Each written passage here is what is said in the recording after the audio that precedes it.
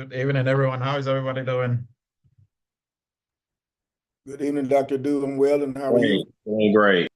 Great. Fabulous. Happy Friday. Good evening, Dr. Audra. Good evening. Good, good. Great. Appreciate everybody's time. We are starting time now.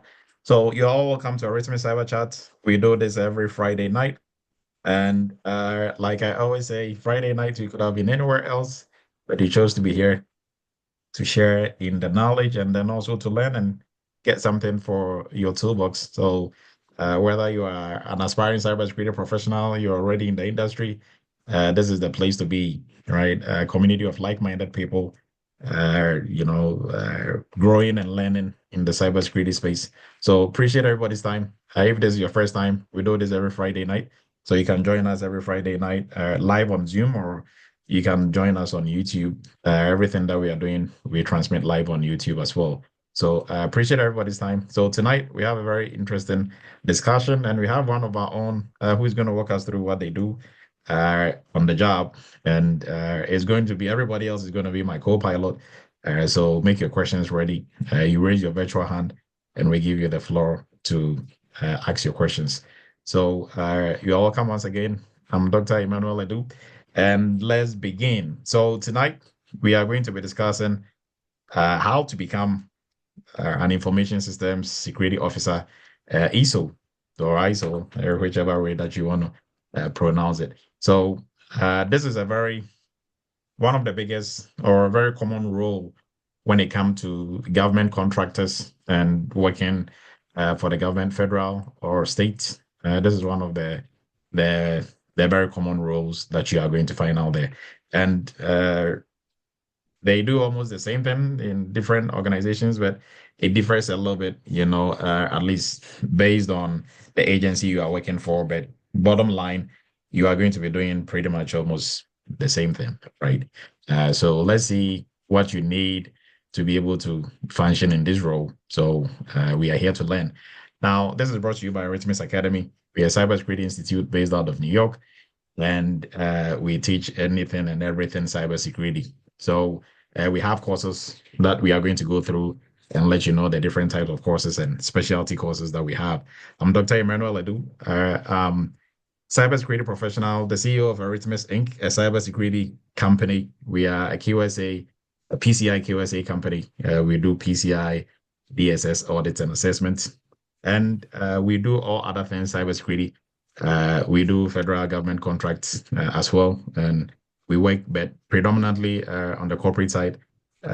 We do most of our contracts on the corporate side as well.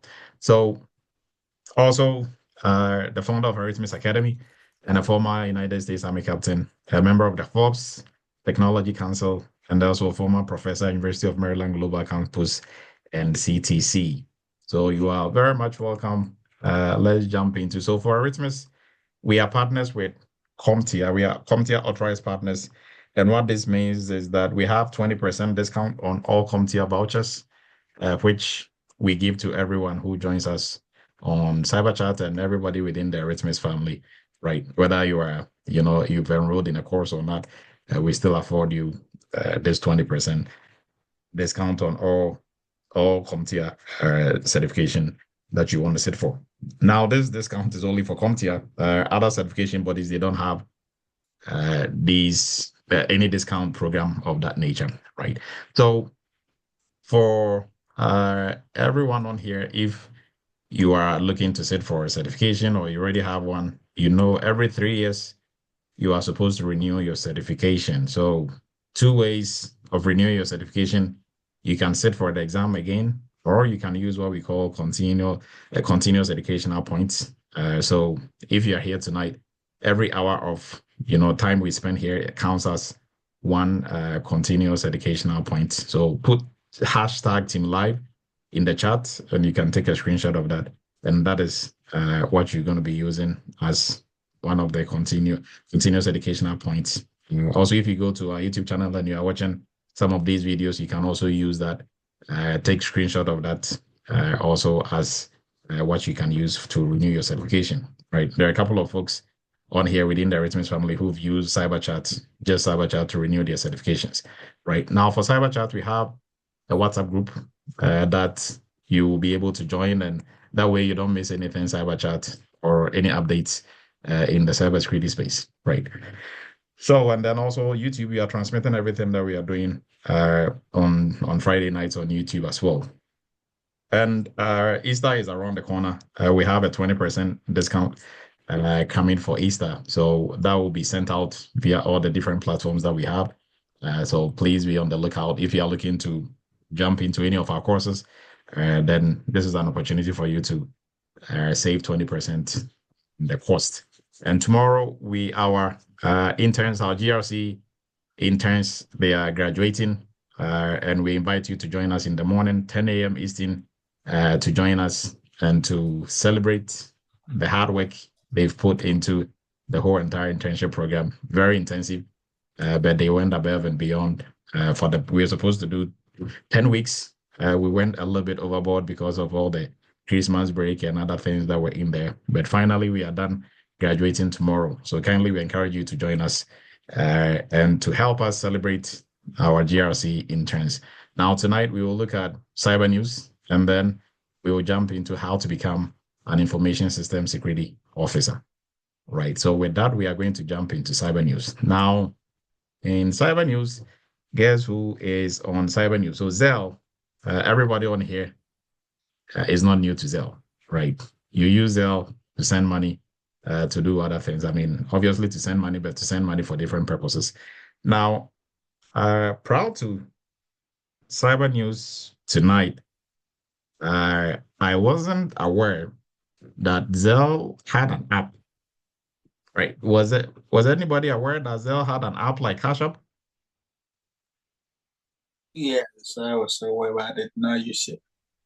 Okay, Aaron. No, I am not aware. That's new. Okay, so we all use Zelle in our bank's app. So if you have like Bank of America, Citibank, whatever bank, they have Zelle in there. So you can just go in there, click on transfer money, and then select Zelle, right? But Zelle as a standalone app, I didn't know Zelle had an app. Yeah, they had it. Yes. Oh, okay. Anybody else knew this? Yes, doctor, they do. My wife uses it every time. Yes, we knew. Oh, okay. Yeah. Okay. Doc, Yeah, so- Doc, I knew about it, but I didn't know it belongs to Zelle. So Okay. Yeah, I was thinking about Cash App, but No, I'm not asking about Cash App. Zelle Does itself it mean it has has a an app. different name? No. So there is an app, Zelle app, right? It's not Zelle in your bank's app or on your bank's website. They had an app, like a standalone app that wasn't connected to any bank. Yeah. Standalone app, but now they are shutting it, so we'll be just using it. Yes. Thanks. Yeah. So I was like, Zelle had an app. I thought Yeah. it was just bank to bank transfer. Well, apparently they had an app, right? And this app, the reason for the app was simply because they wanted to compete with, I mean, some banks came together. I think it was like 20 of them or 30 banks. They came together and they decided to come up with an app that was going to compete with Cash App, Venmo, and Apple Pay and others, because they think they were taking some business from them. So they came up with Zelle, right? So these 30 banks, they were the pioneers who started, Zelle within their own app, right? Like their own bank app. So if it was like Bank of America, they had it in there so you can transfer to another bank that had Zelle, right? So, and they had the standalone app to compete with, Cash App and others. But now, I think this week, they decided to shut down the app because now they have more banks joining the Zelle bus, right? So now you do, and most people do more bank-to-bank Zelle transfers than using the app. So I think it just makes sense for them to, put the app away, because the maintenance of the app, security of it, and everything is not cheap. And, so if they are able to safely do transactions within their bank apps, then I think that make more sense. Now, Zelle, 2024, they had more than 1 trillion transactions going back and forth. So this space is a very lucrative space, right? Now, so with these apps comes a lot of issues and problems. So guess what? Zelle was sued. Was did everybody knew about this? So last year, there about a while ago, Zelle was sued by one government agency because of the Consumer Financial Protection Bureau, because they were saying Zelle was allowing, people to fraud, like it was people were using that for fraud a lot. And when you send Zelle to somebody, it's like you gave them the money. You wouldn't be able to recover it if it is gone already, right? So they wanted to take them on. The Biden's administration wanted to take them on, and they were in court, right? So some banks like Chase Bank and Wells Fargo and the rest, they said customers lost almost 870 million in Zelle transactions to fraudulent, malicious actors, people who were scamming them. So now when President Trump came in this March, they dropped the charges, and just put the case to rest. So there is no lawsuit anymore, right? So now Zelle is moving to just strictly doing bank-to-bank transfer. And I think they have more banks now, more than 22,000, 2,200. So hopefully they will be adding more banks to it. But this was news to me. Like Zelle app, I wasn't sure there was one, right? So this is our simple and easy cyber news for this week. So with that, we are moving on. We want to run through this a bit faster. That way we have more time to discuss with our special guest, Samuel. So for Eretmis, we have our AI governance specialist course. And this course takes you through. So for folks who are not very familiar with the AI space, with the AI space, you have one side that is developing the code and writing the code for AI. And then you have the other side that is making sure AI is staying in compliance with AI regulations. There are policies for AI, and usual stuff that we do for cybersecurity GRC, right? And that is what we call that space is AI governance, right? So our training, very comprehensive, comes with hands-on, like all our other training. So you'll be able to not just learn theory and concepts, but actually how to perform as an AI governance specialist. And our cloud security course, as a security professional, you need to know how to move in the cloud as well, how to secure the cloud. So if you are looking to, polish up your knowledge and skill in the cloud space, this is the right course for you as well. Now, for anyone who is, if you want to switch careers into cybersecurity, even if you're already in IT, the best course out there is our cybersecurity entry-level course. So we encourage you to look into the entry level. There's 2 months of training, 2 months of doing. You can learn theory and concepts all day, but if you don't do anything in the security space, you've never done anything, and employers are looking for what you can do, not what you just know, right? That is why on the job, nobody's going to quiz you, and there's no multiple, choice for you to choose from on the job. You do that for certifications and others. On the job, they expect you to do things.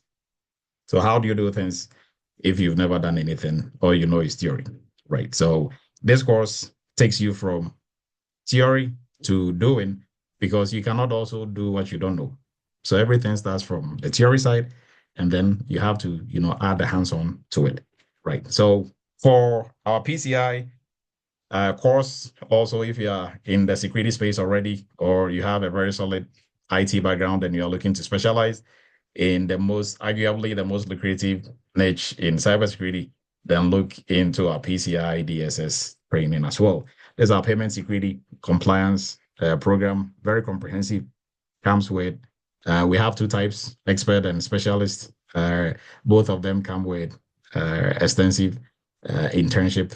And then we also start you from the knowledge piece, build you all the way up to the point where you can jump into our internship, right?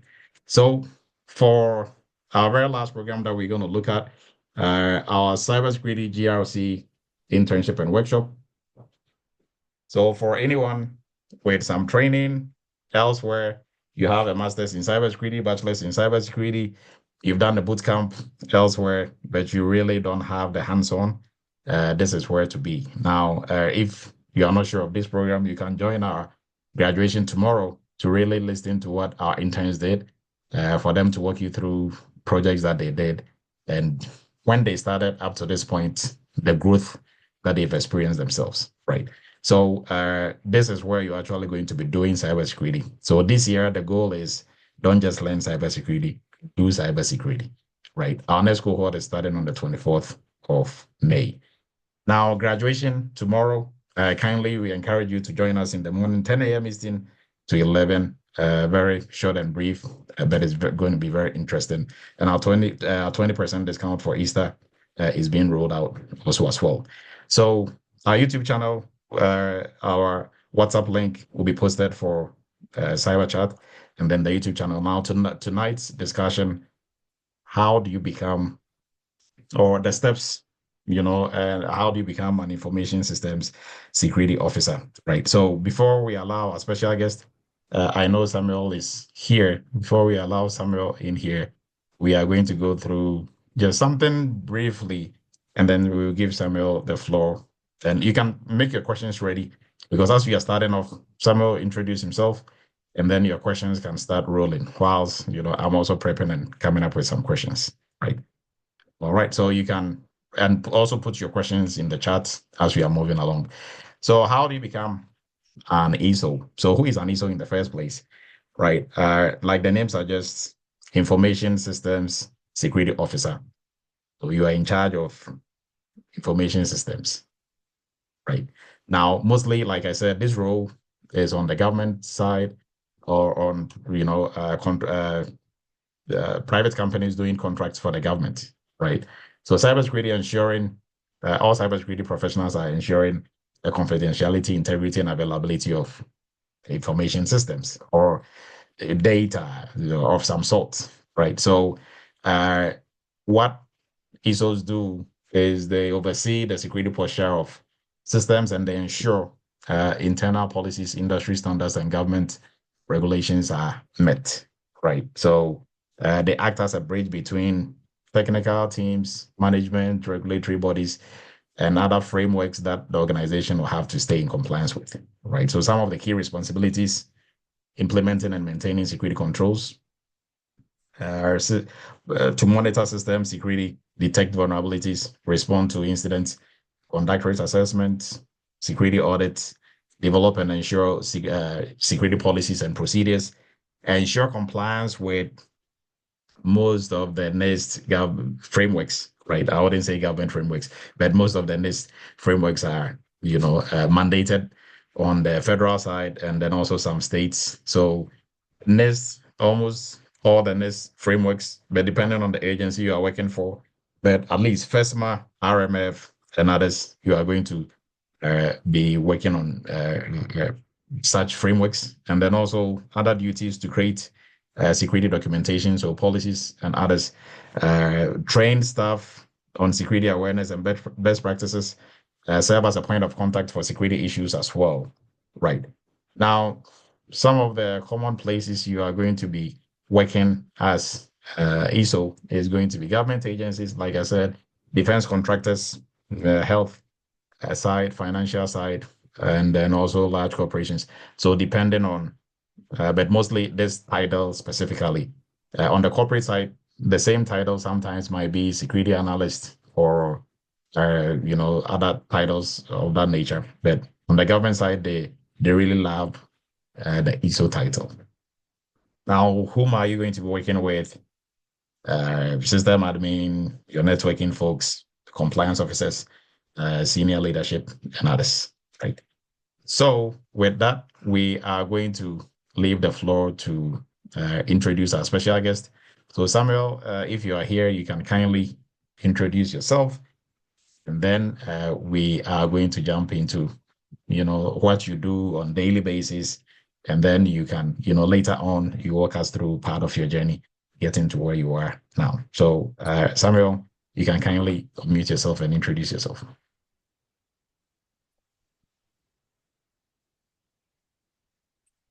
All right, thank you, Doctor.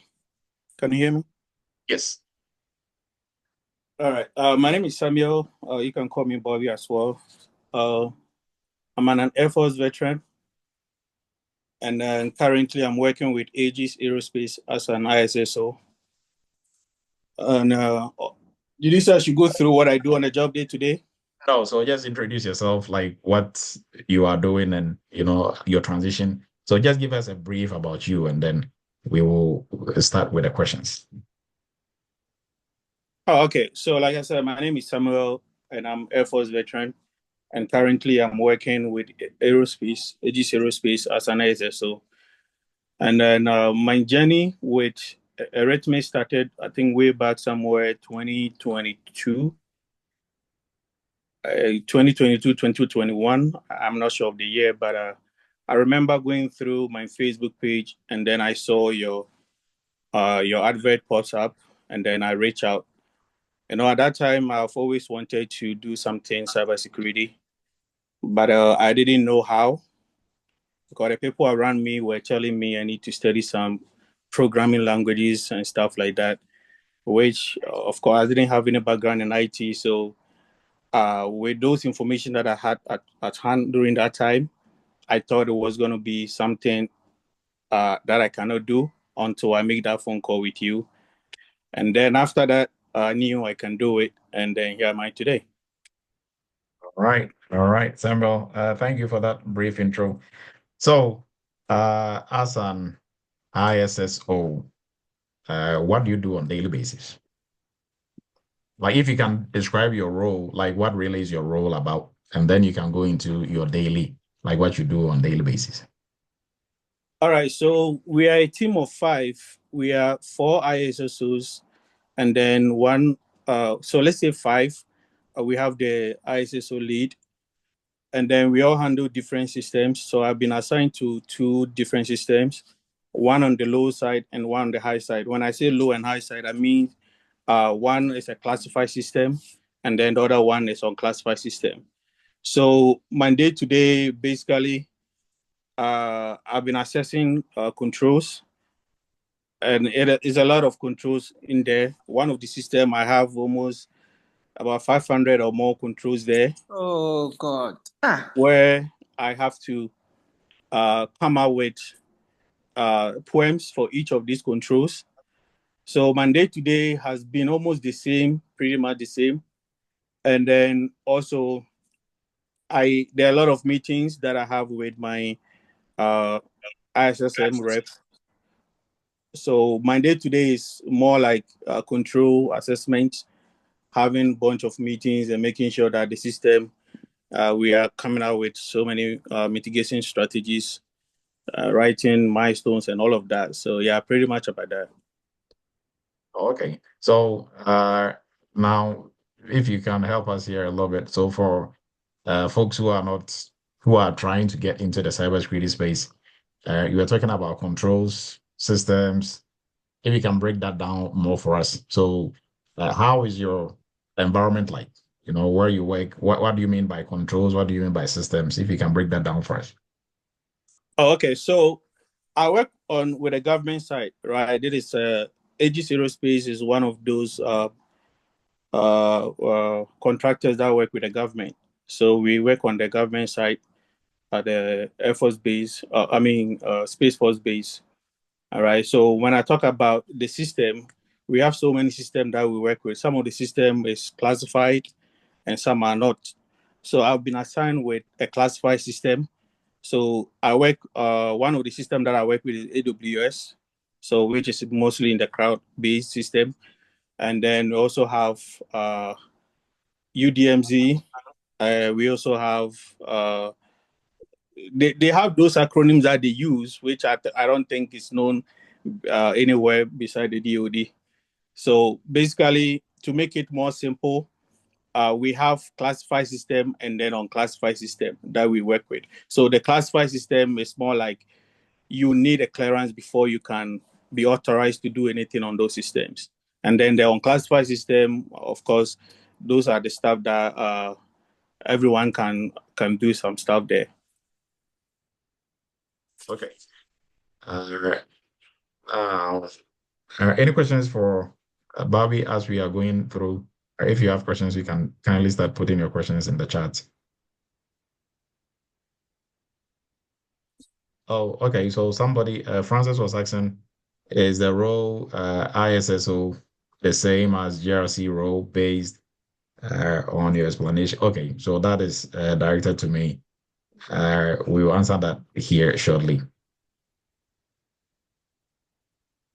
Okay, so Bobby, now I mean we have an idea of what you do on daily basis. How is your day like? Are you working remotely or you are working on site? And if you are working remotely, first thing in the morning, what do you do when you open your laptop or whatever system you are using? If you are working on site, when you get to work, walk us through your day. Yeah, so I do 3 days on site and then 2 days on remote. So Monday to day, the first thing that I do, our ISSO, we work with the engineers, and then we also work with the compliance team as well. So the first thing that I do is to check if I've received any artifacts from the engineers. When I talk about artifacts, maybe I want to see a list of some controls that needs to be uploaded in our EMAS. So the tool that we use is what we call the EMAS, right? So everything that we are doing it in the EMAS. So any tool, any item that I receive from the engineers, I have to make sure that it is uploaded. So the first thing that I do in the morning is to, when I go into my system, is to see if they have sent me anything that I need to upload into the EMAS. Once that is done, I go back to the controls, making sure that each control it have if there are any vulnerabilities associated with any control, I am coming out with a poem.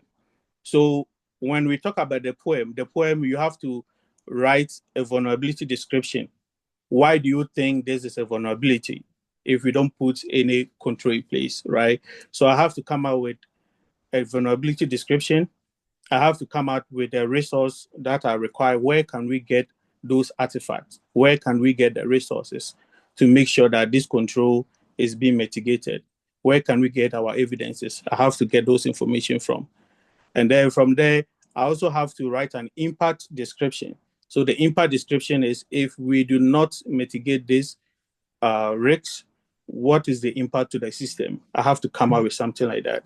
And then from there, I also have to write about the strategies, mitigation strategies. What are we going to do to make sure that this vulnerability is mitigated or attended to? And then also have to set up a milestone that is basically a date. Normally we use 6 months out. That the next 6 months, this control needs to be assessed. We have to make sure that this vulnerability is fixed. And then once I'm done, I move on to the next control. So like I said, there are so many things that I've been tasked to do, but for the past 3 months or so, all that I do is assessing controls, making sure that all the controls, we have poems. If we don't have poems, I check, I review policies, making sure that policies are in checks, everything looks good before I can move on to the next control. Okay. So and now you're saying you work 3 days and then 2 days off. Now mostly people ask, so if you are working 3 days on and 2 days at home, how does that work? Did they send you like your laptop and your other setup for home, and then still you go to work and you have your workstation that you are working with? Yeah, so I do have my laptop. I have a laptop that I use. So on my remote days, I have my laptop with me. And so I try as much as the high side, I can only do anything on the high side on prem, right? So my 3 days that I go on the prem, I make sure that I do everything on the high side. And then on my remote days is where I attend to the system that are not classified. Okay. And so we are talking about classified, unclassified, because you're working in the government space. Uh, do you need to have security clearance to do what you are doing? Yeah, so the minimum requirement for my job was security plus and a clearance. Okay. Okay. So for this role, there was a certification requirement. Yes. Okay. And like what type of clearance? Is it secret or top secret? Yeah, it should be secret. Okay. Okay. I think like somebody was asking that in here. And another question in the chat. So for those with your hands up, I'll let you in here shortly. Did you have any IT experience before this? No, I didn't have any IT background. So like I said with my intro, I was in the Air Force and I was in the medical field. I didn't do anything cybersecurity. That was the hardest part when I wanted to break into the IT. I mean, I didn't have any background in cybersecurity, so it was more like trying to do something that you have no idea of, right? So I didn't have any knowledge in IT security or whatsoever. Okay. And I think somebody, so for the security clearance and certifications also has been cleared. So, and was your role in the Air Force related to cybersecurity? If so, how did you transition? I think you've answered that also already. Now, so Angela is asking, so when you say you work on two systems, do you mean servers or like what do you mean with the two systems? No, the system I was talking about, I'm referring to, we have classified system and then unclassified system. So the system, we have AWS system, we have I don't know, there are so many acronyms that we use that I don't know if it makes sense for me to say it, but we have a system we call CLAN, ULAN, UDMZ. Those are systems, right? So we have the same system on the low side, we have the same system on the high side. So it has nothing to do with what he said. But basically, I'm just trying to say we have a low and then we have a high systems that we work with. Okay. So when you say low and high, what exactly do you mean by low and high? So the high system, you need a security clearance because we have so many sensitive information out there that it's only when you have clearance they will assign you to that system. But the low side, you don't really need a clearance to do those jobs over there. It is basically the same thing that I do on the low side, like evaluating all the controls, doing risk assessment and all of that. It is the same thing that I do on the high side, but I'm exposed to more sensitive stuff when I'm on the high system than the low system. Oh, okay. And I think there are some. So I'm gonna let Moise please go, and then David, and then we'll come back to the questions in the chat. Yeah, Bobby, congratulations, brother. I have just two questions. So how many times did you get a interview with the company you're working now? And how long was the training they gave you before you were like, now I'm ready to do everything by yourself? So how long was the training, and how was the interview? Thank you.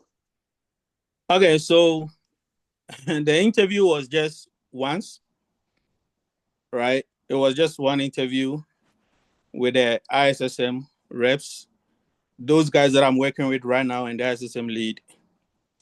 All right. So the first one was, I think the recruit, when I applied for the job, the recruiter reached out and he only wanted to see if I meet the minimum requirement. So the requirement was I need to have a security plus and a clearance. So once that was established, he set me up with a ISSO team and then one of the ISSM reps. So it was just one interview. And then what was the second question?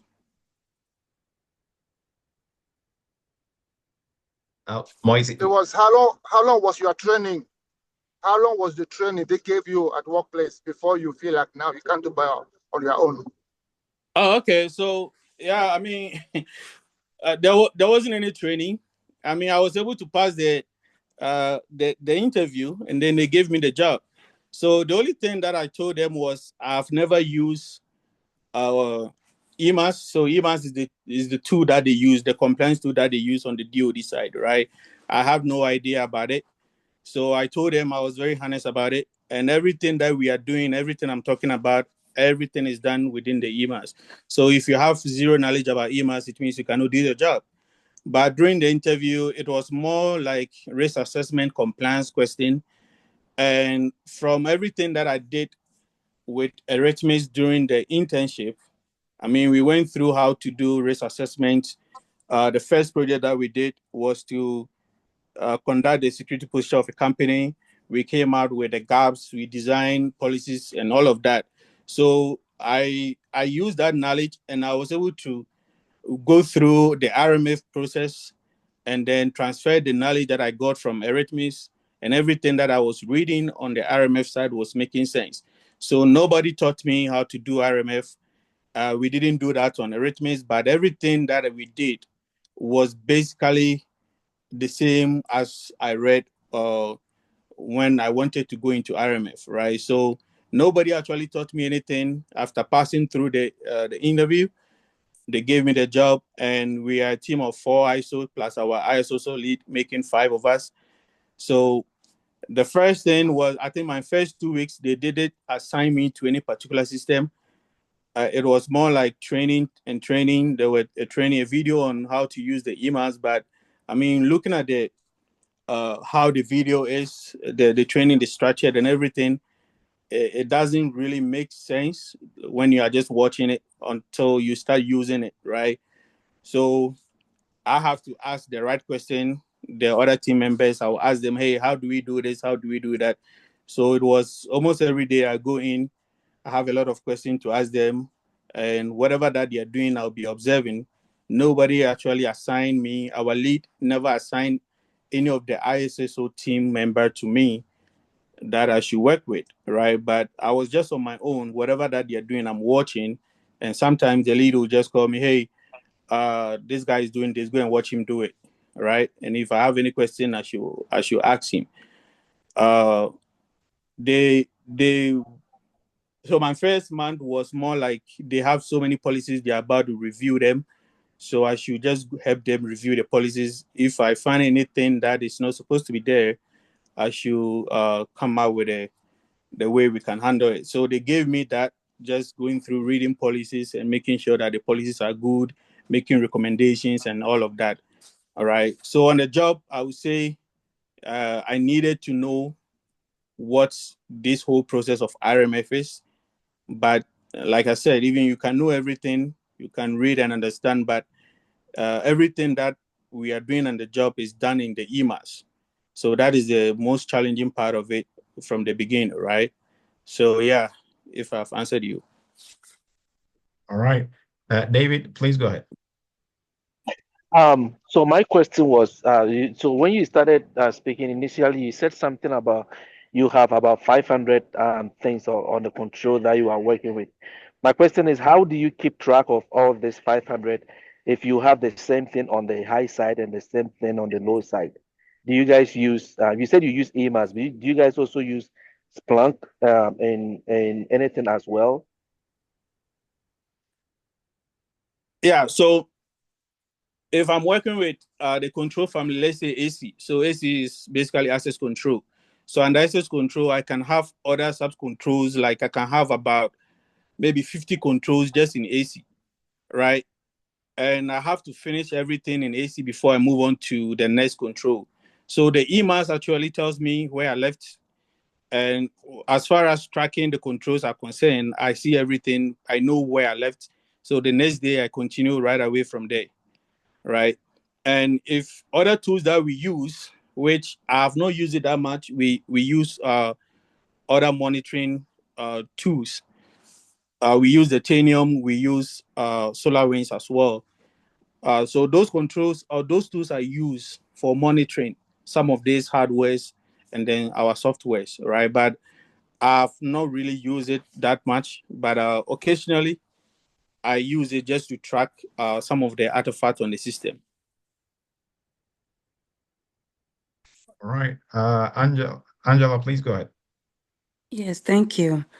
So my question is, earlier I had asked about when you say two systems, what you meant, and you clarified that you mean one is basically classified and the other is non-classified. So to delve deeper into that, per person, you as an ISO, you said there are 4 of you. What is the average or the most systems that you work on? And by that, I don't mean like classification at the micro, I mean at the higher level, but when it comes to hardware and software, I believe that's what you're trying to monitor, like do the risk assessments on. So is there a limit, like let's say there's 200 servers in the environment or any software that you're trying to bring into your environment? How many of these hardware or software does an ISO typically work on? If that makes sense. What's the limit? Like, what's the most? Well, there's no number to it. So the way we work is we have been assigned a system, right? The system, they are not the same. Some of the system has a lot of packages that one person cannot work on it. For example, the cloud system, there are so many of them there that one person cannot track. If you give it to one person, it take years before they can track everything or they can come out with access all the controls over there. So for me, I've been given one system where I do have a lot of softwares and hardwares that I track, but it's not as many compared to other systems. So when it comes to the number, I can't give a number, but it's quite a lot of them in there. So please, as a follow-up, you said for instance, you have been given a cloud system. What do you mean by that? Like in AWS, if you say a cloud system, do you mean all your resource in AWS or one specific, asset in AWS? What is that system in AWS or the cloud? So the cloud system, we have the AWS and we have the Azure system, right? So we have divided the cloud system. The AWS, we have 5 or 6. And then we have the Azure. So let's say the cloud system, we have 3 of them. And I've been assigned with one of the AWS system where I track all those network devices over there. And almost all the assets that we have there, I track them. Okay, so it's by cloud, basically. If you're Yes. working on a cloud system, you are responsible for your assets in AWS, but you get help if there's a lot of resources to track in there. That's right. Okay, thank you. Mm-hmm. All right. Uchiyama, please go ahead. Yeah, thank you, Dr. Edu. My question is, what's the process of obtaining a security clearance?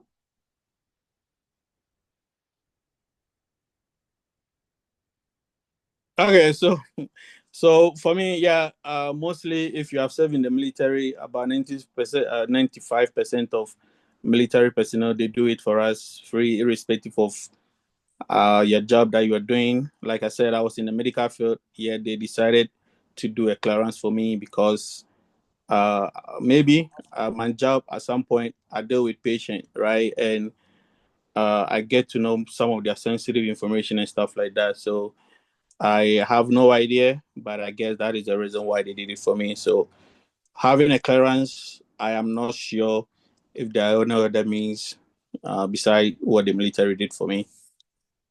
Okay, so let me also chime in here because I know a lot about clearance. Now, for clearance, one, you have to be a citizen, right? And then 2, mostly for most folks in the military, before you ship out to go to basic training, they will start your interim clearance, right? So sometimes they're not going to do the full, but they will start interim. So it's kind of in the process, like in progress. Now, based on your job in the military, some jobs require you to have the clearance. So for those jobs, if you're not a citizen, you cannot get them going in. I mean, once you finish basic, you obviously become a citizen. But prior to that, if you're a citizen, you can get those ones because they can easily give you clearance. So most of the IT jobs, even for the health side, some jobs, because of the data you are going to come in contact with, they will do your clearance even before you ship out. But if your job doesn't really require it, they will start your interim. And even if you're not a citizen, they will start the interim still, right? And just leave it at interim. So it's very easy for them to finish it up. Now, as you are in, I'm talking about like in the military. If you are in and you want to maybe switch and go do a different job or whatever, and it requires security clearance, they'll do it for you. Now, outside the military, uh, the the companies that are working for the government as contractors, the company will first have to get clearance before they even get that contract, based on the contract that they are going to do. So those companies, they can sponsor you to get clearance, right? So they can pick you with no clearance. If you're a citizen, that is good. They will then apply for the clearance on your behalf. Now, as an individual, you cannot just go about applying for security clearance. Do you even know where to go to apply for security clearance? And nobody's going to give you security clearance as an individual, right? It's need to know basis, and you need it to work, right? So the companies will apply for you. So without having the clearance, you can still apply to these jobs, and when they pick you, they will apply for the clearance for you, right? So those are the two ways. If you're not coming from the military side, even as on the civilian side, you can still get clearance. The companies will do the clearance for you, right? So hopefully that clears it. Now let's look at some questions in here. So, okay, I think I'll let Ali go. Please go ahead, Ali. Thank you very much. My question is my friend whom we are living in school and about his background Oh, you are in coming in a bit small. faint. If you can kindly adjust your microphone. Oh, do you hear me now? Yes. Okay, thank you very much for hosting this event for us and today. Second is about the my question is to my friend who has been talking about his racing background, his service background. My question is about how long did it take him to be trained on by Emmanuel and his team? How long did he has he been with this? Has he been trained on basically his training for his journey? And then if my second question is I think maybe to you, if somebody has maybe has a subject 20 plus, he has a master's degree in information assurance, yeah, and that person is now working on his CISA class. And how long does that kind of person maybe take him be to maybe uh, take such a role, maybe an SSO role? Okay, so I'm not sure if Bobby was able to hear all that because I heard some part and not all of it. So Ali, if Bobby didn't hear everything, if you can kindly put it in the chat also as well for us, and I'll read it out Yeah, Doctor, I for. didn't quite get what he was trying to say. Maybe you can Yeah, summarize what you get, and I can take it. yeah, I think I heard he was saying Ali was saying, how long did it take you in terms of training and everything to get to the position that you are in? That is what I think I heard in the first portion. The second question I really didn't hear. So if you can put it in the chat, Ali. So Yeah, okay, the second question was somebody has a master's degree in information assurance, which is just like semester master's in cybersecurity. And then that person also has certificates that already is working on his way for his CIS class. So how long does that kind of person maybe take him to be at this role as a information system security officer? okay. So if I heard you right, if somebody has a master's degree in cybersecurity, like in information security or information assurance, how long would it take the person to be able to do what Bobby is doing? Correct. Okay. Okay. I think I was hearing right. Okay. So, Bobby, if you can go ahead and answer these, like these two questions whilst I go through the chat. Yeah, so like I said, I didn't have any prior background knowledge in IT, nothing in cybersecurity. So it was all through everything that I did through the what do you call it? The internship, right? It was everything that I got through the internship. And at the time I finished the internship, I that was somewhere in 20. So we started our internship somewhere June 2023. Derek was in my group. I still remember Thomas, Joel, and other folks. We were in the same group. I was still pretty much in the military, but I was still doing this because I wanted to transit into the cybersecurity, right? So once we finished the cybersecurity internship, I still had like a year on my contract with the military. All right. So my transition, I left the military somewhere last year, September, and then I had this job in November. So it was just two months for me to land this job. But so far as the training is concerned, I don't think I did a lot of stuff. I started reviewing my notes right from my 6 months out, somewhere last year, March, April. I started going through everything that I did with Eretmis, polishing my skills, risk assessment, how to write how to write policies, procedures, everything that I did on the internship project. I went through it again, and then I knew having a clearance and with my background in the military, I knew I can easily get a job when I try to cross the line, right? So that was when I started reading a lot about RMF. Nobody taught me RMF. It was everything that I did with Eretmis, the same knowledge that I transfer to the RMF. So I cannot give a timeline, but that is how mine worked for me. It was all about reading more, the determination and everything. And then I got my job 2 months after I separated. Right. And Bobby, did you go through the entry level or just the internship?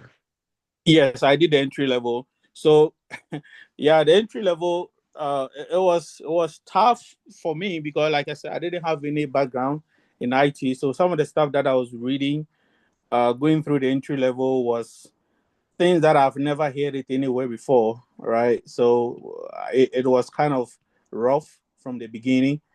And most part of it, I was also not reaching out.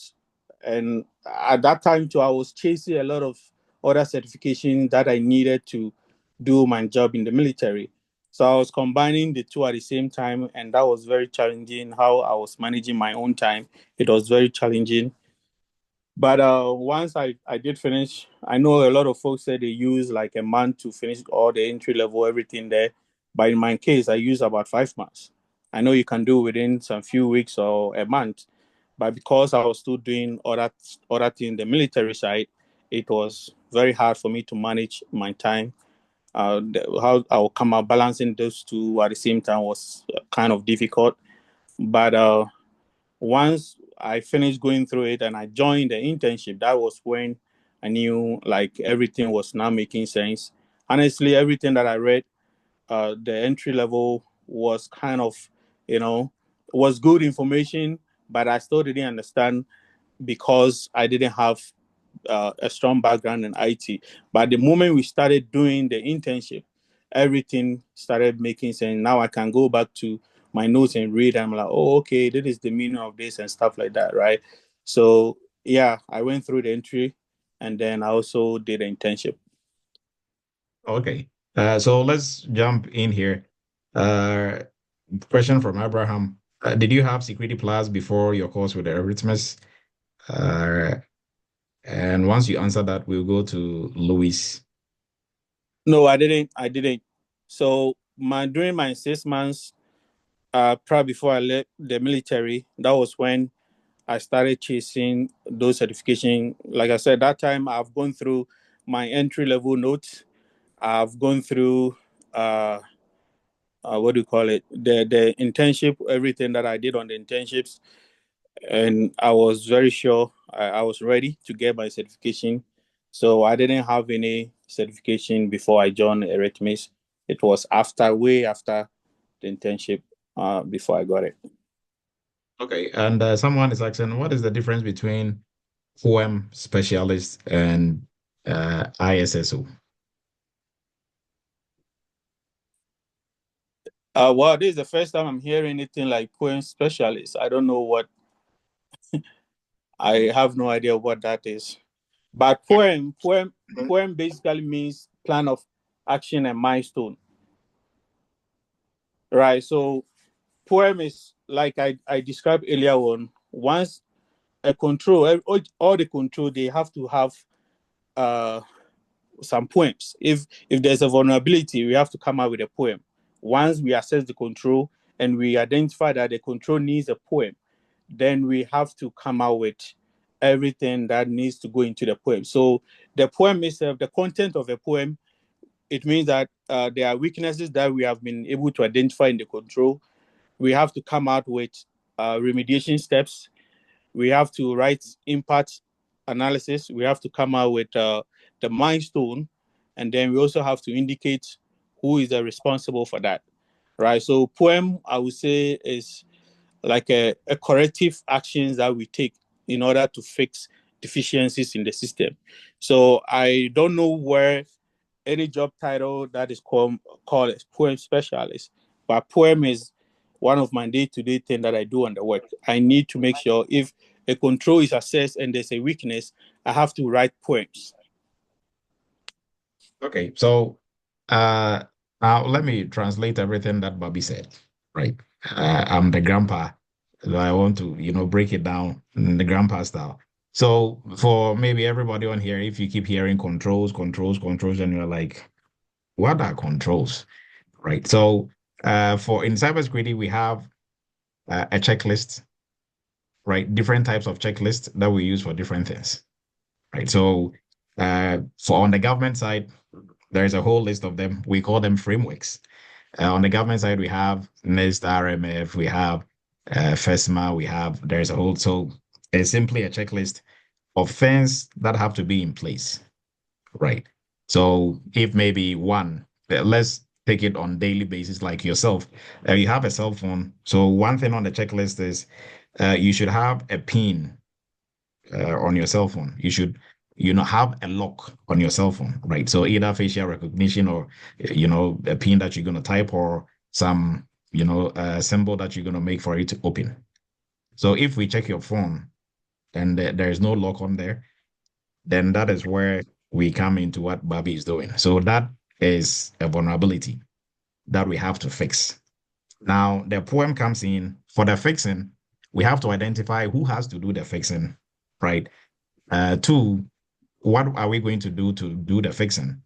How long do we have, or what is the timeline, right, by which we should have fixed and come up with some form of lock on your phone, right? So hopefully this makes it easy, and that way we are not just deep into cybersecurity terminology and stuff, and people are totally lost, right? It is that simple. Now the technical part of it is understanding what is in the checklist, right? So, but the how we do it and everything is exactly what I've broken it down to be, right? So, if we are looking at a poem specialist, then it means your job is only going to be when there is a gap, you are the one, or like there's a vulnerability, you are the one just coming up with the poem, right? And then moving it on to somebody else. But mostly, you are going to be doing more than that. So I'm not sure exactly. Even if they bring you in as a poem specialist, I think you're going to be doing more than a poem specialist, right? So with that, Charles, please go ahead whilst we go through the other questions on here.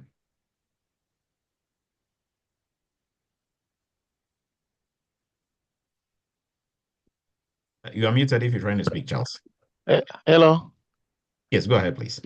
Okay. Yeah. I'll say hi to Bobby. My question was, I wanted to know, Bobby talk about those, don't know, systems. There is a way we can go learn those systems like outside. the job or some website, something like that?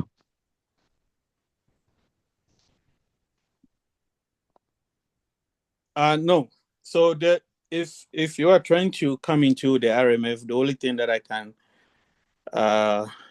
recommend for you is for you to understand what risk assessment is. You have to know how to do risk assessment, right? And then everything else, and you also have to, of course, know the RMF process. I think there are six of them. You have to be able to speak to it. Those who help you get through the interview and all of that. But so far as the systems are concerned, once you land the job, they will show you know what is happening within the EMAS, right? So the only thing, but of course, if I didn't know anything about risk assessment, I don't think I would have been able to do the job I'm doing right now. And everything that I know is because I went through the entry level and uh the internship, which Dr. Tu taught me all those how to do risk assessment and all of that. And remember, I said I also review poems. All right. So Yes. we also did that during the internship.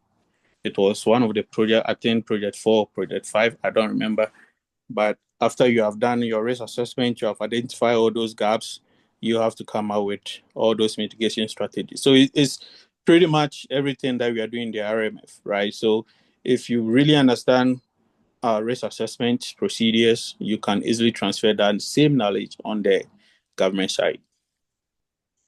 Okay, All thank you right. so much. All Mhm. right, Bobby. And there's a question here. Do you deal with these as things, or and how easy is it? Okay, so let me scroll up to comply with, or do you just do poems mostly? So yes. Yeah, so I don't do sticks. It's not we have the technical folks that do sticks and a lot of that. But once they do it for a particular control, I need that. All right. I need that to upload on the EMAS as an artifact. But I don't actually do the sticks, but I use stick document as an evidence that this particular control has a stick and is uploaded on the EMAS. So yes, I don't do sticks. Okay, and the next question is, what Prowl Cloud or AWS knowledge did you have before getting into this role, and any challenges working on the cloud system as an ISO?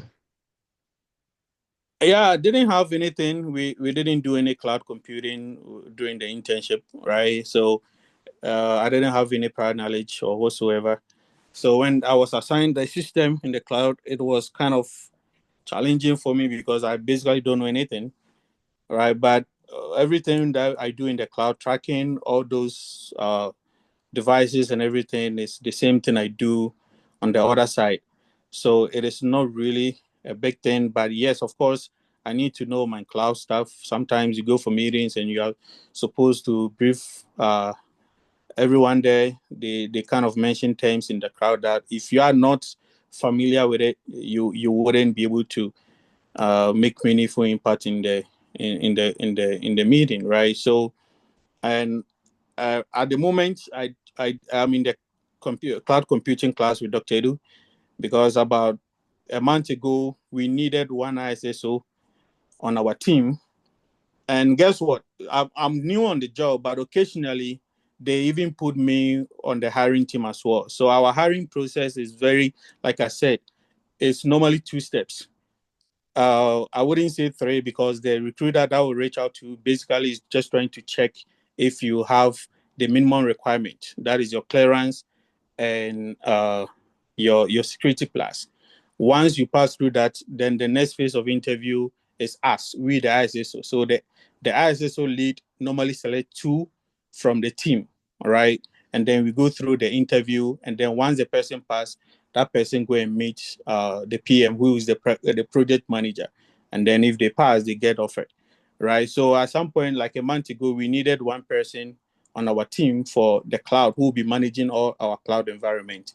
And it was a huge money they wanted to pay. But I mean, I don't have any experience in the cloud. So if I have, right, I would have easily got that as well. But I didn't have any knowledge in the cloud, and that is the more reason why I decided to come back to Eretmis to enroll in the cloud computing. All right. So another question in here, Bobby. What kind of questions did you encounter during the interview? Okay, so do I still remember? So they asked me, so the technical question, they asked me to define what a control is. And then they asked me what is the difference between AC1 and AC2. And I remember at that time, the ISSO lead who I now work with was like, if I don't know what AC2 is, at least AC1 I should know it's about what, right? And then he went ahead to say AC1, AC2, CM1, all of them talks about the same thing. And normally we call them the -1 controls. And I remember during one of the cyber chat, someone said -1. And I knew what AC1 is because AC1, all the -1 controls talk about policy and procedure, right? So I was able to let him know, yeah, I know AC1, AC is access control. And so -1 means access control, policy and procedure. But the -2, I had no idea. I didn't remember that. So I was honest and I told him, hey, there's so many controls out there. I cannot remember what each of them stand for, but I know AC1 is this and that. And then he was happy with my answer because I got it right. But of course, I didn't get the AC2, but he was cool. So that was one of the questions. And then they asked me to walk them through my knowledge in the RMF process. So I have to start from the 6 process, right? Go through authorization, go through the selection process, go through everything, like all the 6 process. I have to talk about it. And these are things that I've read on the internet, bought the books, make my own notes, and I was able to come out with my own understanding of it, and then I just share it with them. And then from there, they asked me policy. What is my knowledge in policies? I was able to define what a policy is, and they asked me if I've done any policies, and I said yes. So they asked me about how policy looks like, the structure of a policy, what goes into a policy, all right? And I was able to describe that as well. And then they did ask me if I've used any GRC tool before. And at that time, I think I was trying to learn OneTrust, something like some of those tools on YouTube, listening to people on YouTube, and kind of I needed the knowledge so I can speak to some of those things, right? But they were specific on EMAS because that is what they use, and I didn't know anything about EMAS. So I told them no, but I know other GRC tools, compliance tools that I can play with. And then they also asked me if I've used any scanning tools like the ACAS, which we call the Nessus, right? And then I say yes, because during I think the entry level course, there were tools that we try our hands on. Nessus was one of them. So I told them yes, I've used Nessus before. And yeah, I think those were the few questions, maybe 4 or 5 questions on the technical side. And then everything much was about teamwork, soft skills, how do I do presentation, how do I work with teams, and all of that. So there were not a lot of technical questions, maybe 4 or 5 of them, and everything else was more like soft skills questions. Okay, thank you, Bobby. So the next question, what is the difference between ISSO and vulnerability analyst? So my work is, so we have the vulnerability management team, which we work with them, right? So once they scan the system, they are the ones able to detect that there is a vulnerability on the system. And then once they have their finding, they send it to us. So once I see it, that is where my work comes in. I have to also come out with a mitigation strategy, which is the policies and the poems and everything that I do. So on the DoD side, it's quite different. We have a vulnerability management team, and then our ISSO, we are also doing our own thing. So it's not the same. Oh, okay. And did you take any other different training before the ISSO job? Yeah, so like I said, I left the military last year, September, but we have something we call the skill bridge. All right, the skill bridge is more like an internship. When you're leaving the military, they give you like 6 months, 4 months to go and do an internship. So I did apply to companies for that internship, and then I had one company which were, I think it's in Maryland. So I was working with them, but basically they didn't. The funny thing is, I thought I was going to do an internship, but I went there, and this company came like they have nothing in place. Like they don't need everything. They were starting everything from scratch, right? So I was the guy who was writing their policies. That is the only thing that I was doing on the job, writing policies, every policy they have now. I did it for them. So I was only writing policies, and there were moments where I will also help with their third party assessment because they were trying to get some other monitoring tools, and I was the one engaging them. So on the job, the training that I had with those company, it was more like I didn't go there to learn any skills. It was just my skills that I was using. I was writing policies for them, and I was the POC so far as other third party companies were concerned, right? So it wasn't that much. I wouldn't say I had any training from anywhere because what I did with them was they didn't teach me anything. I actually went there to teach them something. And yeah, that is what I can say. Okay. So you were there teaching them what you did in the internship instead. Yes. Yes, and I was very disappointed because I really wanted to learn a lot before I started applying. But it was just me. It was just me. It was a team uh, of three. They have only three cybersecurity professionals, so you can imagine. And they didn't know anything. Their policies were like you can see just a half page for access control policy. It was a joke, honestly. So I have to come out with almost everything, and then once I finish, I review with their project team lead, and they will accept it. It is fine and stuff like that. So I didn't go there to learn anything from them. It was just about me doing everything for them. So yeah, I wouldn't say I had any prior training before I applied for or I got this job. Everything was basically from the entry course and the internship. Okay. So, and then Ernest is asking, can you give us one example of control? But I think maybe probably with the example that I gave, if that is good, Ernest, we can move on. Or if Bobby wants to give an example of one of the controls. Yeah, controls. We have so many. Like I said, AC is a control. Access, access control. We have IR, incident response. We have what again? Thousands of them. I can't even remember them offhand. Yeah, but those are the few that I can remember. We have so many controls. If you have ever used the NIST document, we have system configuration as well. There's a lot of them. If you're ever going through the NIST document, you see so many controls in there, right? So I can't remember or I cannot say all the controls. It's a lot of controls. Okay.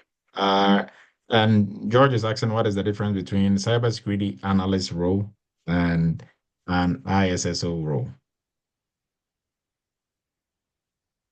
Well, analyst role, some of the things that they do are basically the same thing that we also do.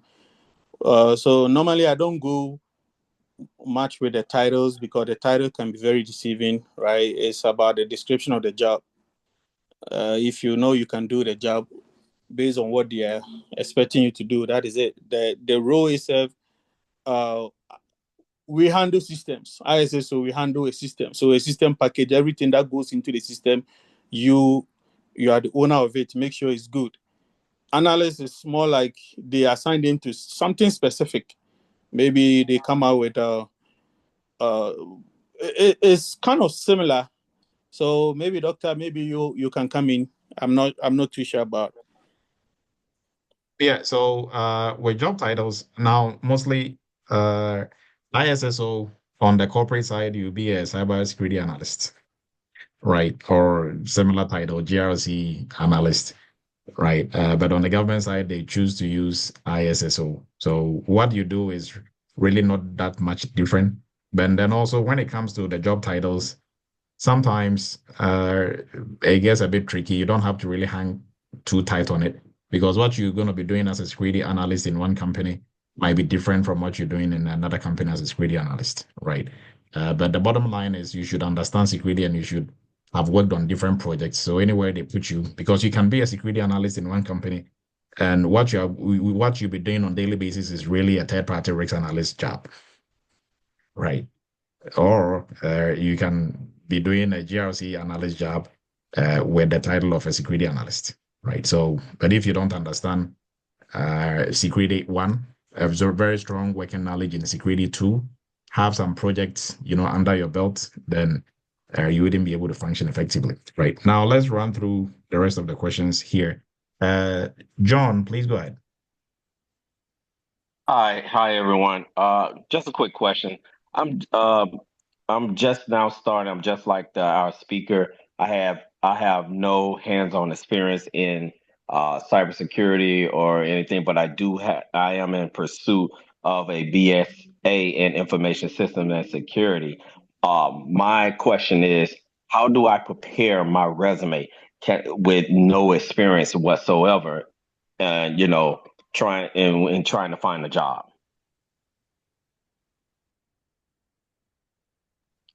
Can I use my school knowledge as experience, basically?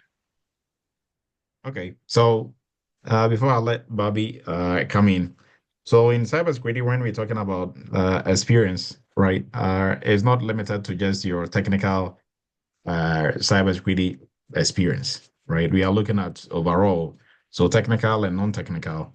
Now, the good thing here is with the non-technical or with your soft skills, that can be from any other job or any other role that you've had in the past, right? Now, with the technical, you should have at least work on some projects to be able to say, done this, I've done that, right? So if you've not really worked on any technical projects, quote unquote, then I think you just going to be like your resume is going to be very heavy on the soft skill side, right? To be able to still leverage that, right? Because don't take my word for it. Take any cybersecurity job description.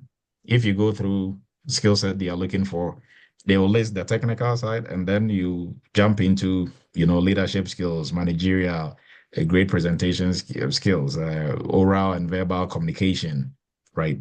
All those you don't necessarily have to have worked in cybersecurity to gain those, right? If you are Okay. looking for a cybersecurity manager role and you've been a manager in your company for the past 10 years, you have the managerial skills already.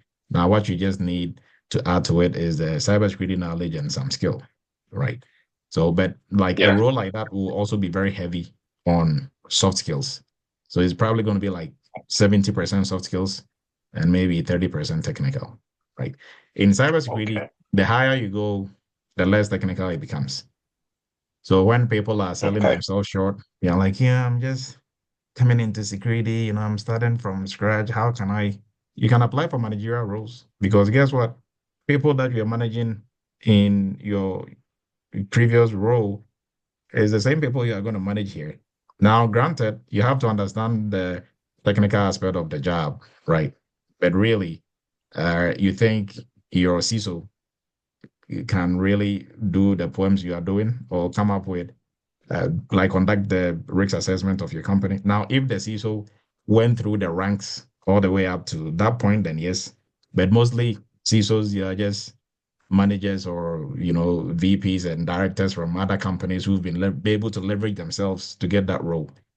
They are just managing people at that point, right? They are depending on the technical know-how of their managers and people underneath them. Okay. Right. Now, when you say projects, what do you mean? Like, it's such as what do you mean when you say projects? Worked on any projects? Okay, so you should have now moving from theory to doing by doing internship like Bobby was talking about, even if it's not with Eretmis, finding a company that you're going to work on some projects for them, right? So when we talk about risk assessment, you've not just read about risk assessment, but you've actually conducted a risk assessment on a company, right? Policies, you've actually done policies for a company, right? Because either than that, you read about policies, but really, if I ask you, what are some of the policies a company is supposed to have in for cybersecurity, right? Maybe you can list one or two, but do you really have the whole list? And if I ask you to come up with a policy, where do you find a good template? What really has to be the content of a policy, right? Okay, yeah, I've done a couple of those already. Okay, so those are the projects that I will put on my resume. Yes. Right. Okay, got it. So Got if it. you've done Makes sense. stuff like that, yes, that goes up because I mean that is what you're going to do on the job, right? So things that you've done, that is what you are highlighting that, hey, I've worked on this, I've worked on that, I've worked on that. Because on the job, they want to see what you've worked on, not what you know, not you can recite, right? Nobody is Absolutely. going to ask you first day on the job, hey, John, uh, can you define what vulnerability is? Right? They don't care. Yeah, you know it. Okay, good, fine. But go do the vulnerability assessment and, let's move on. Right. And then if Okay. you've never done it, then now you are stuck. Right. So that is why I'm always preaching about, yes, you can't do what you don't know, but also if you know when you don't do, then your knowing just is knowing. Right. It's really of no use. So Yeah, you have to combine the two. absolutely. Yes. Yes. Okay. I appreciate you. Thank you very much, Doctor. You're welcome. All right. So somebody was asking if do you use CAC or the PIV card to access, and if so, how difficult is it to work classified remotely?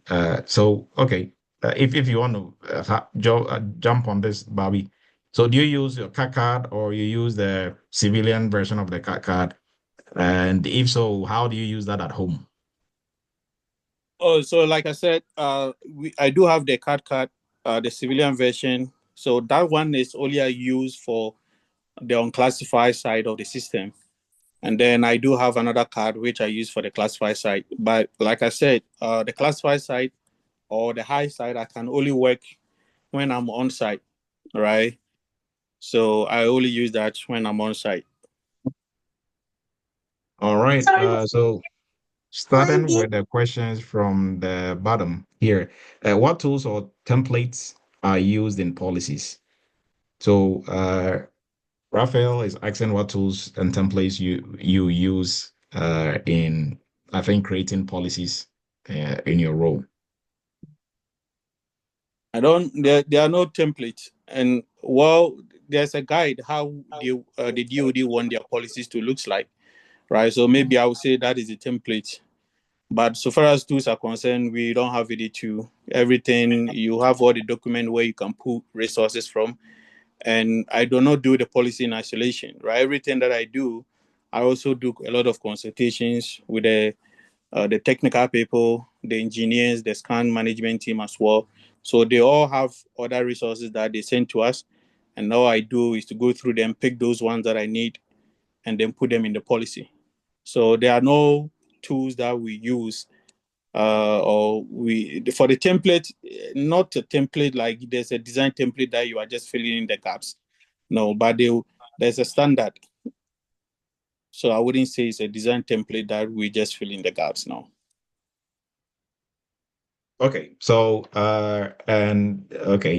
still going down the list. So Angela is asking, you said there was an ISSO position that just opened, uh, and that required you to have, cloud, what like cloud skills, and that was higher paying. How much salary was that? Like, how much were you looking at for that position? Oh yeah, so that was 170 to 210. Okay, all right. Wait, So what did you say? Yeah, so I'm David. sorry. I just want to make sure I heard the right thing. Okay, go ahead, Bobby. 170 to 210. What? The range. My, Yeah. my goodness. Okay. Sorry, I'm an ISO too, but I'm not in that range. That's why. But go ahead. Yeah, so I think if Bobby want to clarify that, Bobby said that role needed you to also I think like that Yeah. ISO was So going to be specifically working in the cloud, right? yeah, this role was, I think it was open somewhere before even I joined, and then they closed it just when I joined, right? And then about a month and some weeks ago, they opened it again. They just didn't get anyone to fill the role because there are not a lot of ISSO who know a lot of cloud stuff out there, right? So maybe that was the motivation for them to also raise the bar a little bit, but that was how much they were offering, 170 to 210. Okay. And John is asking, okay, yeah, Dixon, please go ahead. I'm being new in the system, and I got my certification just last year, November, right? And like you said, you need to be doing certain stuff that will require that you get some points to maintain it or rewrite the exam. Now, I'm not a citizen, but I have a permanent stay. I've been in the in it's, I've been trying to find new work, and it's more of the federal systems where you need to be a citizen, you need clearance and all that. What are the other options? And then he was talking about policies, writing policies. So I just wanted to know, are these policies skewed towards the controls where normally you get to get the discussions, the control discussions where you use them in doing the statements? I just want to know if that's what he's talking about or if it's a different thing at all. And what is the way forward for me that I don't have that I'm not a citizen, but I have come into this system and I realized that it's more for citizens. What is the advice for me? Okay, Dixon, so let's debunk that. One, you don't need to be a citizen to work in cybersecurity. No, if anybody tells you that is not true, I'm not even going to say it's not accurate, it's not the truth, right? We've had a whole variety of students, some citizens, some just had their work authorization and they are working making six figures in cybersecurity, right? So Okay. I can tell you on authority that is not true. So now for the jobs, there are government jobs, there are, corporate jobs. So if you are looking for a government job, some government jobs you have to be a citizen. Some you need security clearance, Okay. right? So but there are equally more jobs out there on the corporate side, sometimes than even the government side. So I don't know how you are looking, but you have to Okay. spread your wings. Don't just limit yourself to a specific job title, right? So that one is out of the window. Now, in terms of the policies, I'll leave Bobby to answer that. Can you what Okay. was the policy? You are talking about writing policies, right? And I know most of the controls have within the control that's the NIST publication 53B where you get the controls. During the control, when you read the control discussions, it describes the controls and the expectations of the controls. So I was asking if writing the policies, were you skewed towards those discussions or something else? I'm able to write a implementation statement for those discussions. So I just wanted to know if that's exactly what you're talking about. Yeah, so before we write policy, it means we have already done assess all the controls, and we know which control needs a policy and all of that, right? So it is not one person doing the whole thing, but of course we are the ones who write the policy, but we don't do it in isolation. It's more like Trying for just cities, but it looks like You can go ahead, Bobby. It's more like a structured process where all relevant stakeholders are also involved in it, right? So we also reach out to various departments of the company. I told you we have the vulnerability management team, we have the engineers as well. So everything that we are doing, so far as the policy are concerned, we will write it, but we also need other artifacts from those what do you call it? Those stakeholders. We put them together and then we come up with a policy. So once we come up with a policy, it's not it needs to go through a process before it get approved, right? So it goes through a lot, but I mean, once we are done, I push it and then it goes through other process. It will go through approval stage and then it will go through stakeholders identification where they identify who needs to know this policy. Some contractors needs to know, third party admins and employees, some of them they need to know. Whoever needs to know will come on board as well, right? And then they go on to the communication planning team where they'll be the one to communicate it and stuff like that. So my job ends on the policy. I don't follow it all the way out there, but when everything is approved, then it comes back to me, and then I go ahead and upload it as an artifact on the email system. All right. Thank you. So about 2 or 3 more questions, and then we will be about to wrap it up. So, Bobby, somebody's asking, did your health background, health industry background, give you any direct advantage in the current role that you are in? No. I mean, I was a physical therapist in the Air Force, so physical therapist has nothing to do with IT stuff. So, and there was nothing. I mean, and my military background didn't give me the job as well. Maybe I would say the only thing that helped me was the fact that I had a clearance from the military, but it has nothing to do with the job that I did in the military. Okay, so I think they are looking at it overall. What about soft skills? Now you are dealing with people, talking with different people that you are working with. How is your relating to people, your team playing skills? Did anything that you've done prior, especially like in the military and in the health side, did that help, or is that helping you in any way? Yes, so the soft skills, I would say, is the big part of my job. Big part of my job. You know, you can never do this job if you don't have a strong communication and also documentation skills. Right. So soft skill is, I would say, yes.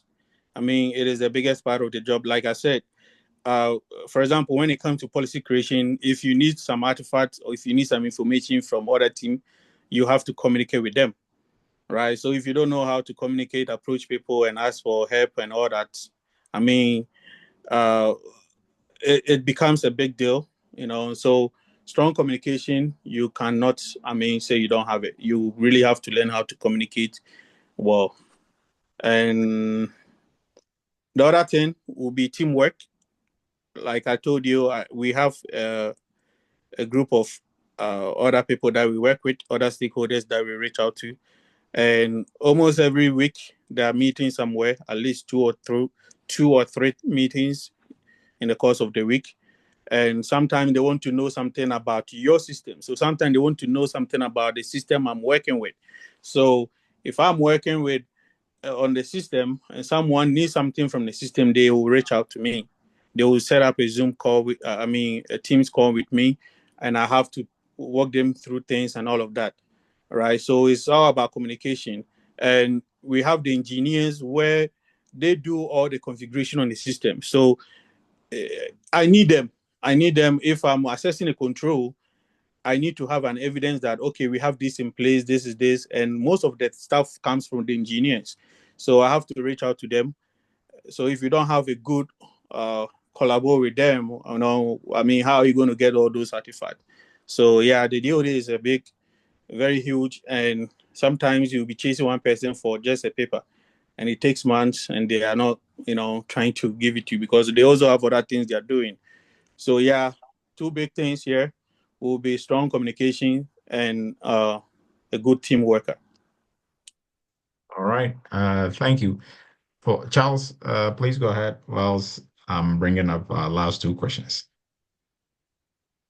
Yes, Bobby. I wanted just to know if in your job they let you like use ChatGPT or those AI to assist you. I mean, you cannot access anything on the government computer. So if it's only when I'm home, I'm working on at home, and maybe I'm accessing a control or I'm writing a poem, right? Like I said, the poem, you need to come out with the vulnerability description. You need to write why you think this is a vulnerability. You need to write the impacts, what will happen to the system if this is not handled. You need to come out with mitigation strategies. What can be done to, prevent this from happening? What should we do, right? So all those things, if there is something that you are working on and you don't understand, I use ChatGPT just to break it down to understand it when I'm home, right? But I do not go on ChatGPT or my government computer. You cannot do that. All right. So I use ChatGPT on the other side just to get knowledge of what I'm doing if I don't understand anything. And then at work, we have what we call the NEPA GPT. It is kind of similar to the ChatGPT. It is designed by the government, and we have it on our government computers as well. The idea is for you to also help you to do your job. If you don't understand anything, you can go there, and it works the same as the ChatGPT that we have here. So if you don't understand a particular thing, maybe there's a terminology that you think is too big for you, you don't understand even the vulnerability they are talking about, you can actually use it to break it down so you can come out with other things that you need to write. So yes, I would say I use ChatGPT when I don't understand anything, when I'm at home, but at work, I don't use it. So, but when you use ChatGPT, like when you're working on the high stuff, like secret stuff, you keep the name or you change something to now reveal like those secrets when you ask ChatGPT. Well, your question is not clear, or maybe you didn't quite get what I said, but I do not use ChatGPT to do much on my job, right? It's more like, okay, there's this vulnerability they are talking about. I don't understand what that vulnerability is. So I use ChatGPT for it to explain to me what kind of vulnerability is this. That is it. Once I get understanding of it, everything else I write it. So Okay. I don't on the job, like I cannot go on any non-government site like ChatGPT and do anything there. No, I don't do that. We have our own version of a ChatGPT at work that if you don't understand anything, it can break things down for you. That way, when you understand it, you can go ahead and apply the knowledge that you got, right? But I do not just enter anything on ChatGPT and drag it on my system or anything. No, I don't do anything like that. Okay. Thank you. Mm-hmm. All right, Bobby. I think we have two or three more questions. Somebody was asking about your company again. If you can mention it or put it in the chat.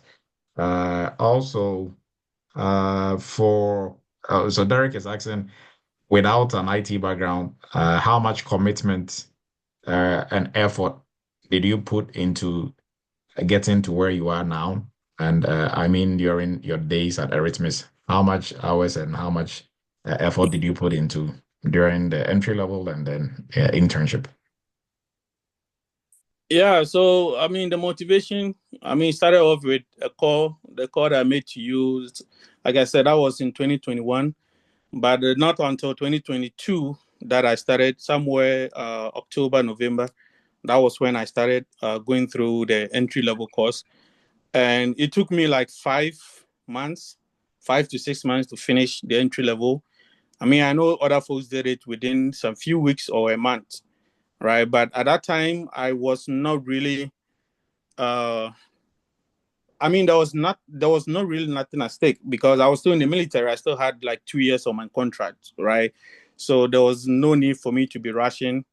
I wanted to at least understand what I'm reading and all of that. So it took me about 5 months to just finish the entry level. And I was not kind of studying every week. Maybe a week I would just spend like 2 hours. The other week I would not even do anything. So that was how I was doing it until we started the internship. And then when I finished the course, actually, I didn't join the internship until somewhere June. I think we started June 2023. And that was when, after our first project, everything started really, really making sense. And I was tracking everything that we were doing. So from there, I took it serious to understand all the 10 projects that we did. And then when we were done with the project, I still had like a year to leave the military. So I paused, right? And then when I started doing my internship, when I was 6 months out, uh, before I left the military, that was when I went back to the Google Classroom because I still have all my information and everything there to go through every single project that we did during the internship. So that was where I actually started picking it up more seriously, reading more, knowing more, and a lot of that. So yeah, I would say it's different from everyone, but in my own, I would say it took me like 6 months to prepare myself during my last 6 months in the military, and then I got my job just 2 months after I left. All right. Thank you, Bobby. And I think for the company that you are working for, somebody was also asking on here. Okay. I'm putting that right there. All right. And I think a bunch of folks were also asking about like salary range. So what are we looking at salary range for you? Not the exact amount, but the range. All right, just a second. Let me put this. All right, so I have the company there. Yeah, so for the salary range, I would say 120 to 145. Right. And this is your first security role. Yes. All right. So as we are going through the questions on here, last run, if we missed anything or you had a question in there and that wasn't answered, you can raise your virtual hand and we will look at it.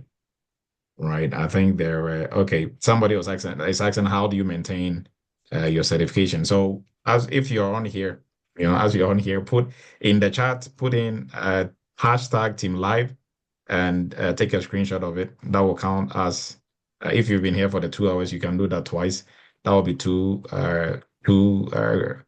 points for your CPE that you can use to renew. And somebody is asking about the tools already. So George, the tools, I'll let Bobby answer that. So he's asking if you are using Qualys or Nessus on the job. But I think we talked about the tools already. Yes, kindly go ahead.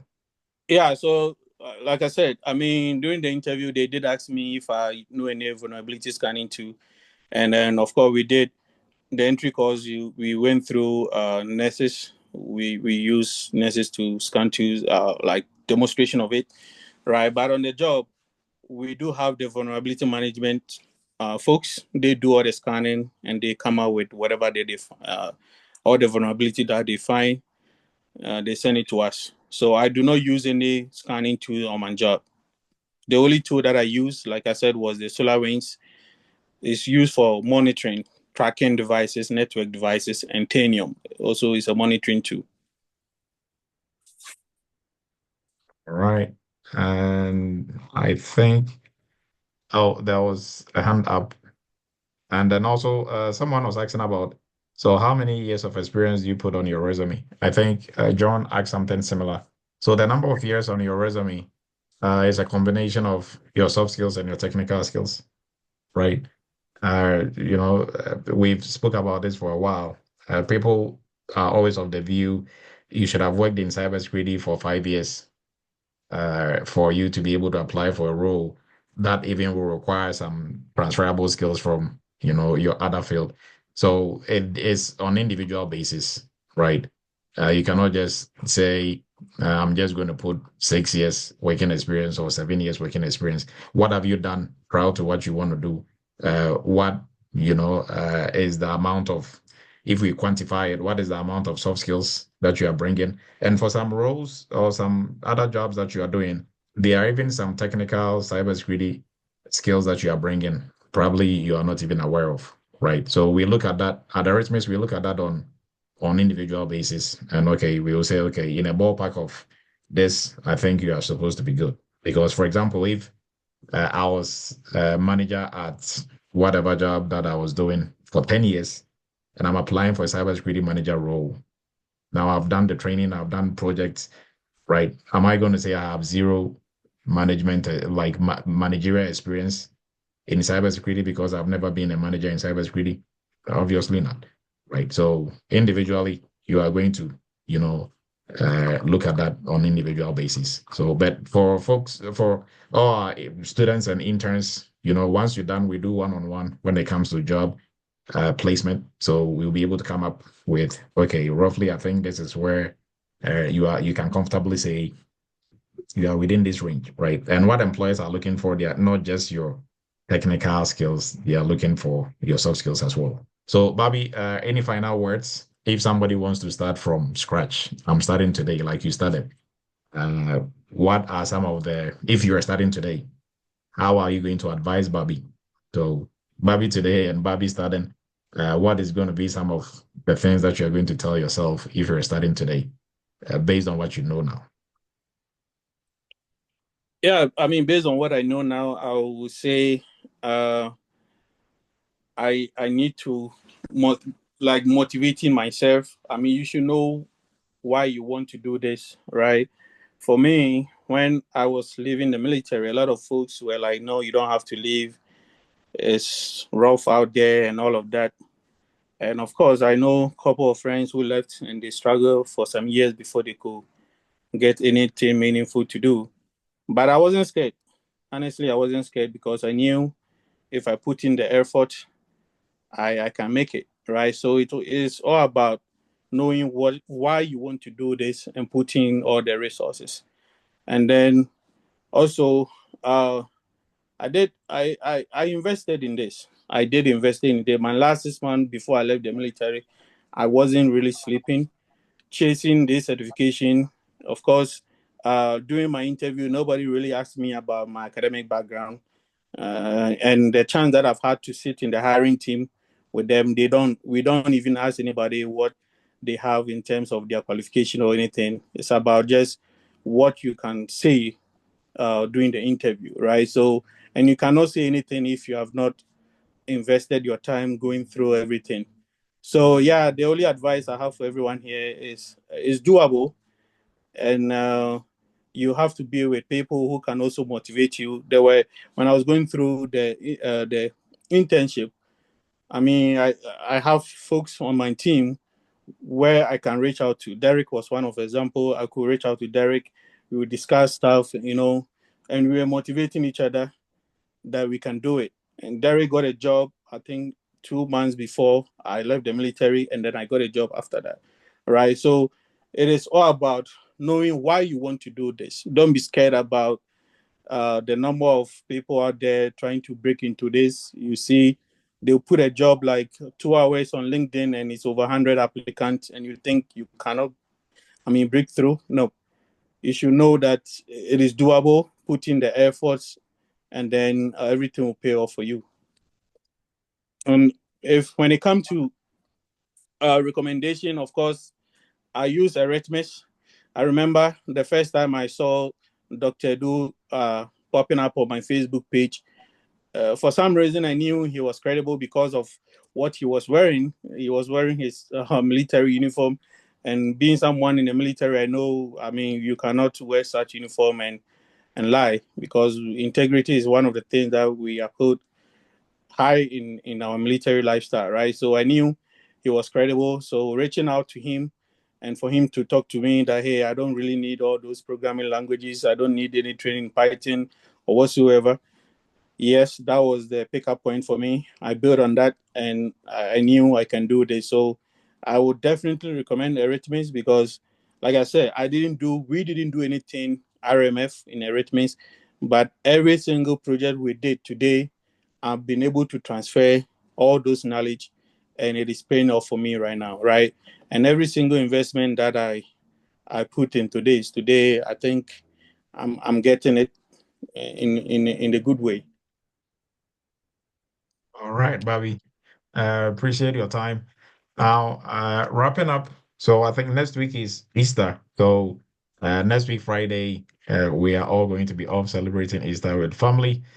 And as we are celebrating in the spirit of Easter, we have our Easter promotion going on at 20% on all our programs.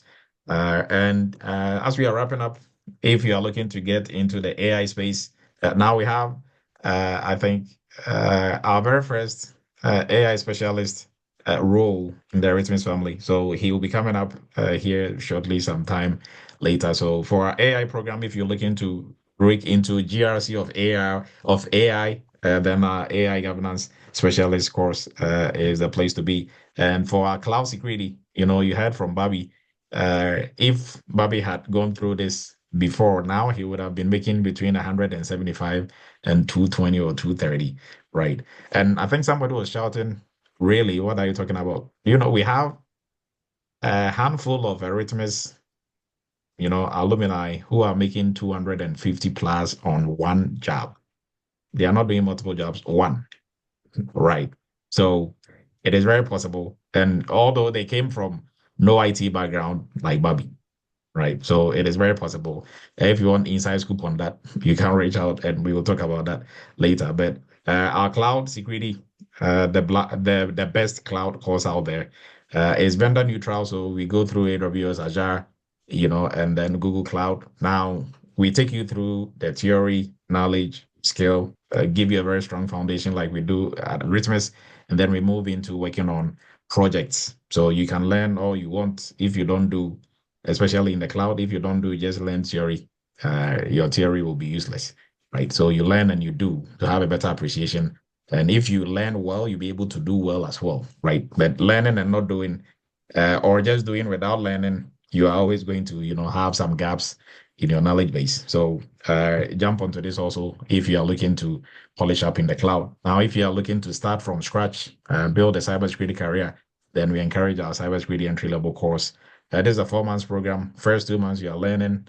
Next 2 months you are doing internship, and this is the program that Samuel Barbie went through. So a very comprehensive course.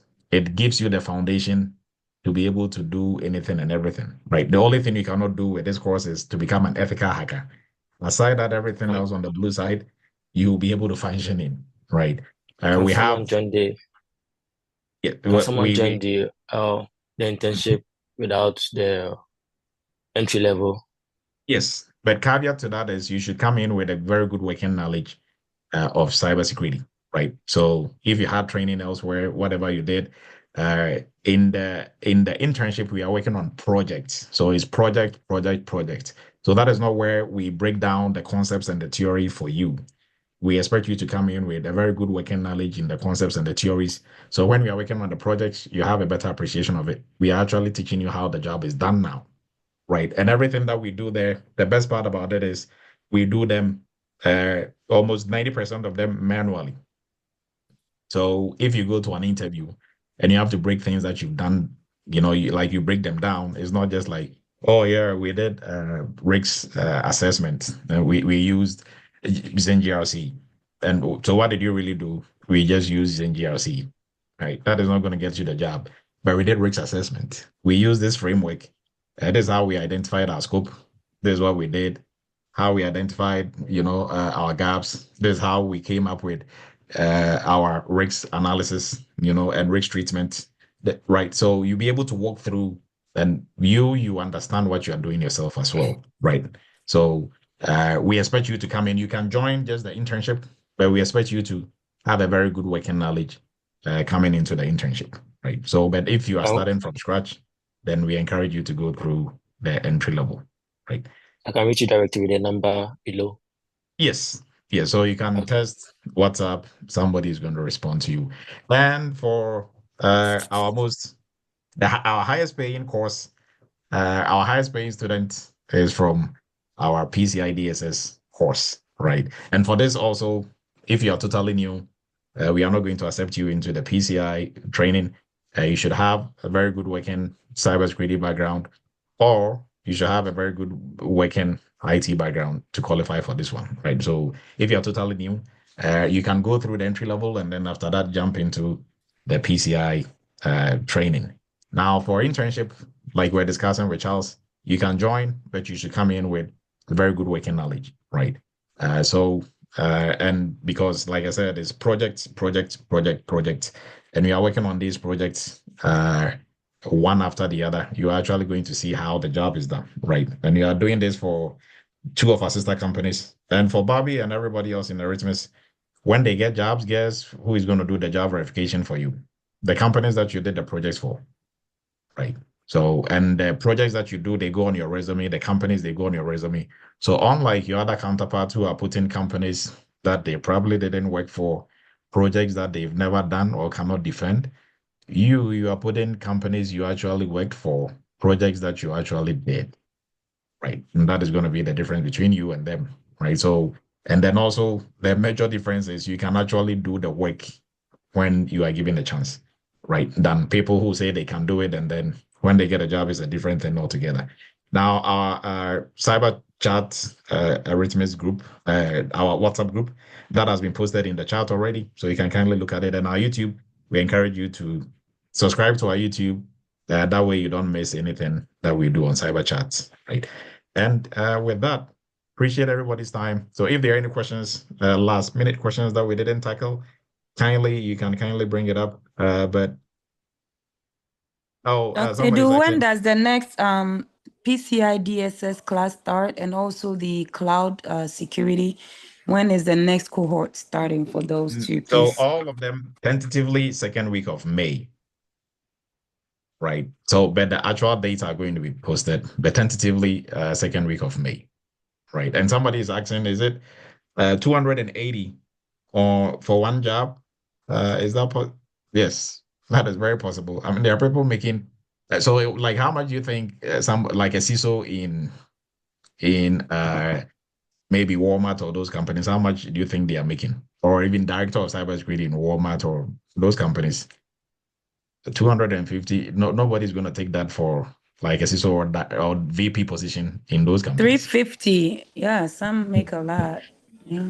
But I talked to some CISOs who are making like almost 500K a year, right? So it is very doable. And even at that level, they don't have to do technical stuff that you are doing now, right? But it's good if you go through the ranks and you get all the way to that point, you are a more effective CISO, more effective director, more effective VP than people who just, good old boy club. They knew somebody who knew somebody at the top and they just pushed them in there, right? Because it's more managerial, director, operational role, right? So on that note, appreciate everybody's time. If there is any question we didn't answer, we are sorry. Maybe probably that was an oversight, but you can also reach back on the side and we can give you Bobby's LinkedIn. You can reach out to Bobby, pick his brain on other stuff. We appreciate your time, Bobby. Thank you very much. Now, for our interns graduating tomorrow, kindly make sure you're on time tomorrow, 10 a.m. Eastern, and we encourage everyone to come and help us celebrate our interns. The link will be posted for you to be able to join us tomorrow. So have a great and wonderful weekend. Next week, because it's Easter, we are going to meet the following week. Next week, we are not meeting for Cyber Chat. Have a great and wonderful rest of the evening and happy Easter in advance, everyone. Happy Easter, sir. Thank you.